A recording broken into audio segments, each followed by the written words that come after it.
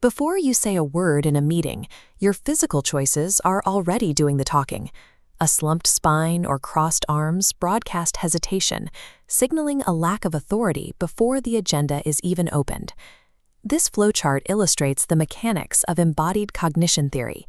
It shows how physical presence, specifically your posture and gestures, constructs the perception of authority and charisma that colleagues use to evaluate your leadership. To take control of these signals, we are going to build a repeatable, three-part, meeting-ready baseline. This routine masters the spine, the hands, and the eyes. Let's calibrate this right now. Pull up to your desk and turn on your webcam or smartphone's front-facing camera. You need to monitor these adjustments in real time. Establishing this physical baseline replaces vague advice about confidence with an executable physical checklist. Step 1. Correct the slump. Sit up straight, drop your shoulders, and relax your stomach to achieve an upright posture. Avoid overcompensating into a stiff board. Extreme spinal rigidity signals tension, making you appear unapproachable. Now, uncross your arms. Folding them across your chest visually shuts out your colleagues.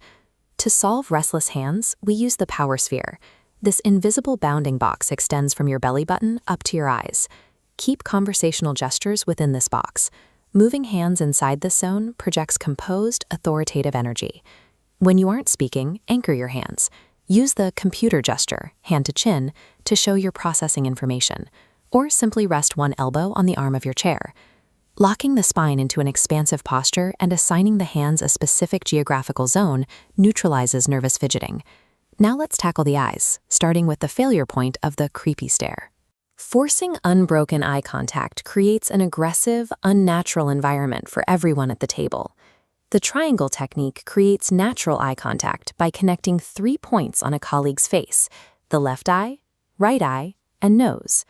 Track these targets in order. Shift your focus to the next point every 4 to 5 seconds.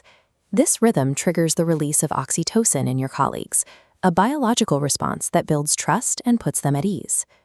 When you are the one speaking, ignore the myth that looking away indicates dishonesty.